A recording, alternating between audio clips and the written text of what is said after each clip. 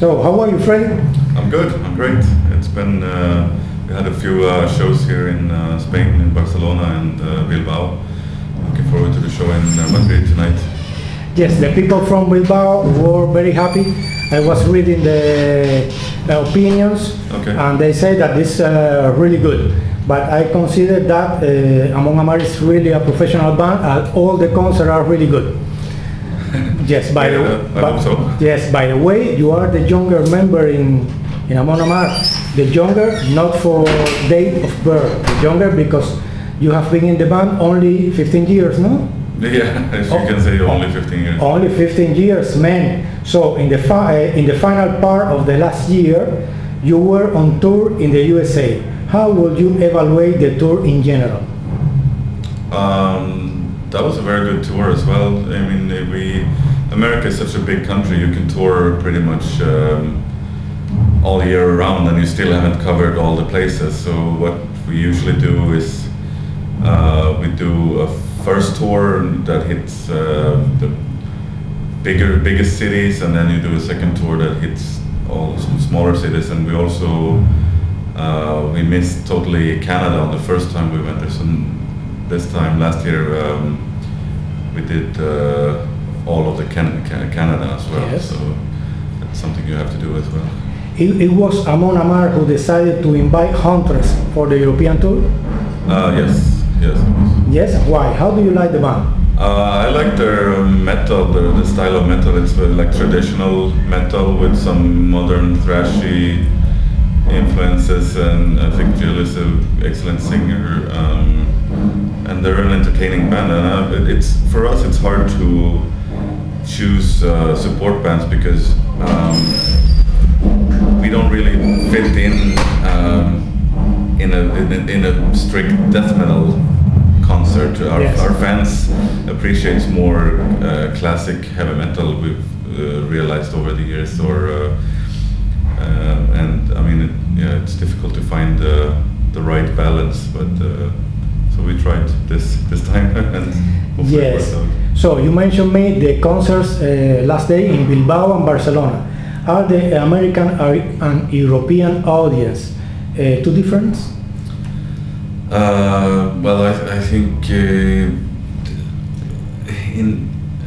American crowd is usually it's a little bit different. They used to it's more about mosh pits and not so much singing and maybe not so much fist or clapping hands, but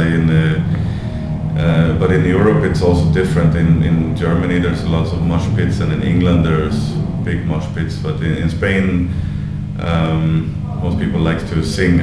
People are very musical here. Yes, even when the people don't know English, they sing with their voices. Yeah, exactly. Yes, Yeah. this is a tradition here in Spain. So let me tell you, it's some kind of gossip that we received a message from Metal Blade saying that the band is annoyed by journalists that are either not prepared or do not speak proper English. Okay. Yes, and is there any bad experience with this? Yeah, I mean, I wouldn't say that that's actually the case, but there's a lot of maybe especially in the States there's a lot of younger kids that maybe have a web page or like a YouTube channel, and then they ask for an interview, and they all they want to do is just meet the band basically, and it's kind of I mean, if someone asks me now what does Amon Amarth mean, then I get a little bit annoyed because we've been around for a while. You could do a little bit of research to find out what the band means.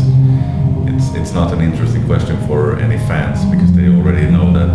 Yes, they mention like a special crap, a question like who are you or something like that. But for example, I'm going to transform this question and tell me, Fredrik, who are you when you are not beating the drums in Amon Amarth? Well, since being the drummer in Amon Amarth is a full-time job, when I'm not on tour or when I'm not playing, I try to relax and just take care of my life at home, families and friends, and I would say nowadays pretty calm person. Just I like to stay at home and take it easy. Yes, Dr. Jekyll? Maybe? Yeah, No? a little bit. Yes, Dr. Jekyll. So, are you recording new material? Not yet, no. Not yet? We have started to plan about the next album, but then we will start working on it when we come home from this tour. Do you usually work in the writing process? We've always been everybody involved in the writing process to some extent, that we meet up in the rehearsal place and work on the songs together. But we're gonna work a little bit different on this album, mainly because we don't have a rehearsal space anymore. So it's gonna be, I think everybody's gonna work more from home, and we meet up maybe once a month or something like that, and get our ideas together. So sometimes it's not easy. The what is? Yes, sometimes this is not easy. No, and but I mean, yeah, there's other things that we all. Just writing an album it's not just about making the songs. You have to come up with lyrical themes, the artworks, and everything, and start planning the next tour and everything. So there's always something that needs to be done. Yes, Fredrik, your next album will be the album number 10. Will it be somehow special? We always try to make the next album special. We always have the goal to top our last album and to make a better album. And we always try to make it interesting. We still want to keep the Amon Amarth sound and trademarks, but it has to be interesting. There has to be some new angles. There has to be something that we haven't done before on every album. So yeah, we're gonna try to make it as interesting as possible. Yes, I know that maybe you answered the next question a million times, but I would like to ask, what is the meaning of Amon Amarth? No, I'm joking, Fredrik, I'm joking, sorry.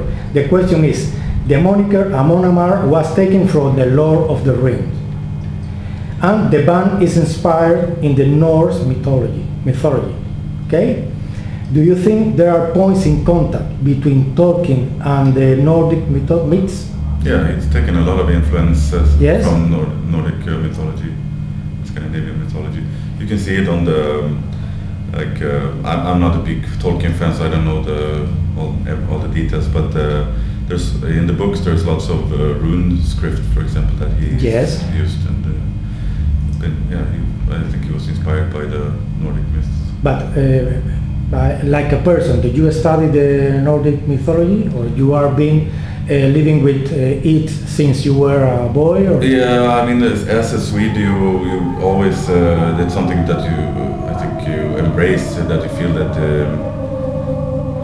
you are a part of, even if it was 1,000 years ago. It's a part of being a Swedish or a Scandinavian.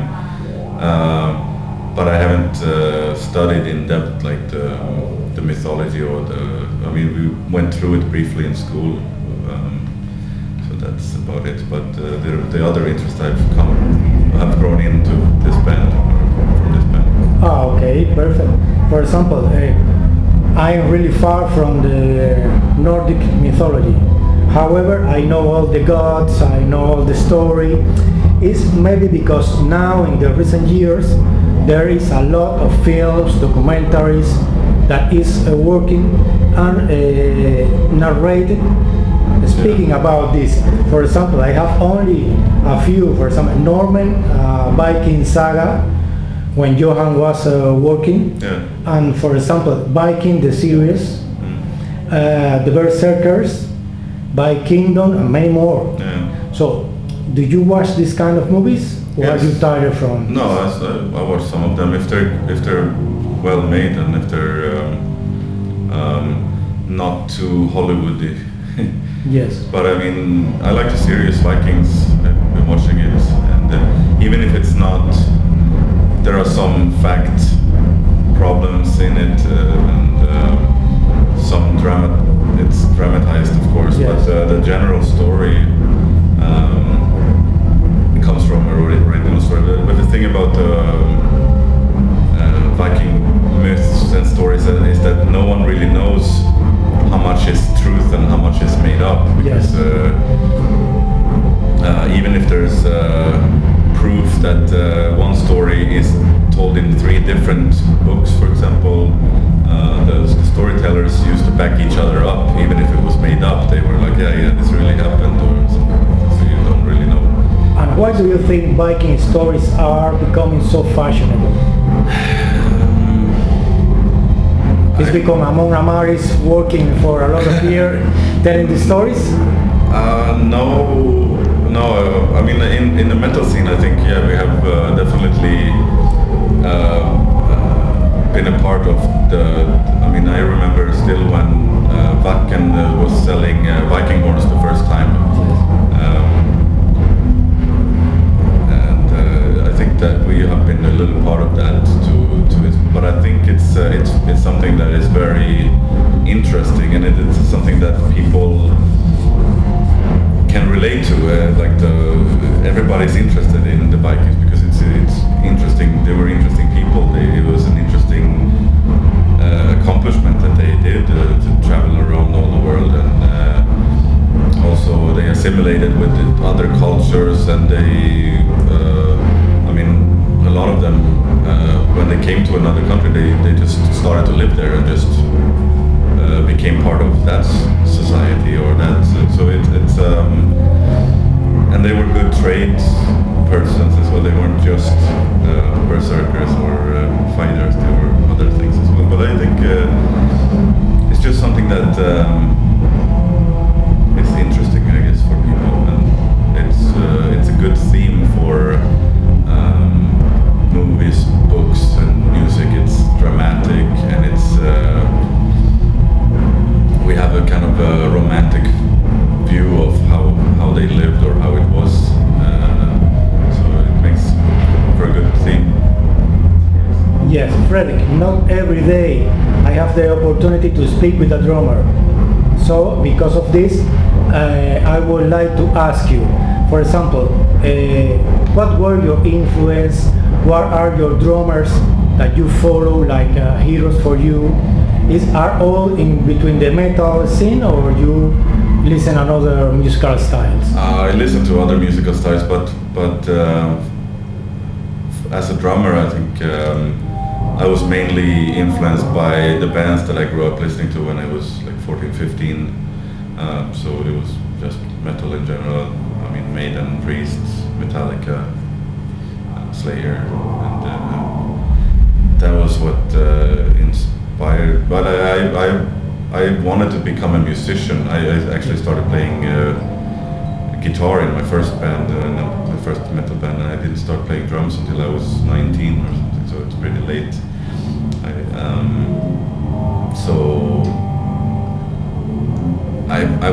I never looked at other drummers and be like, wow, I really want to play drums. It was more that I just want to be in a band and play music and create something.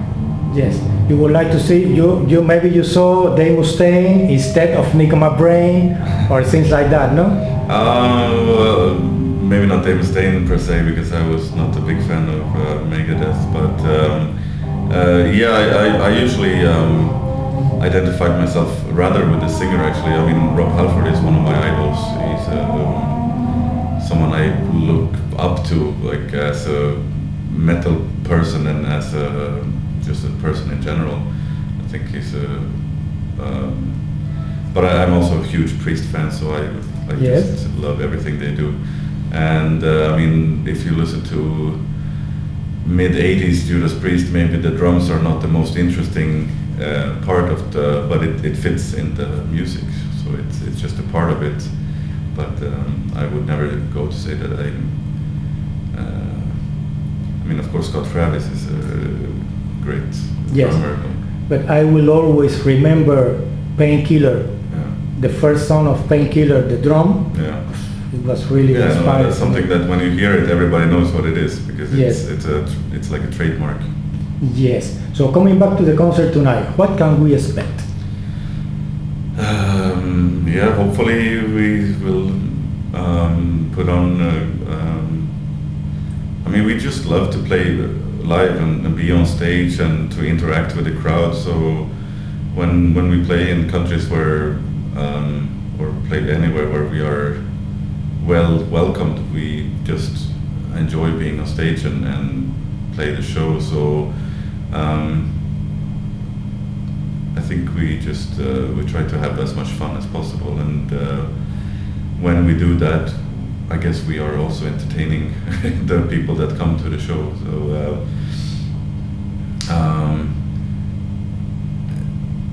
I mean, we're just trying to have fun on stage and enjoy playing. That's Of course, enjoy is the key word. Yeah. Yes. So is there something more you would like to tell the Amon Amarth fans? I guess, yeah, just we'll take a little bit break and stay away from roads and hopefully come up with a new album in a year or so. Okay, thank you, Fredrik, for this time. Thank you.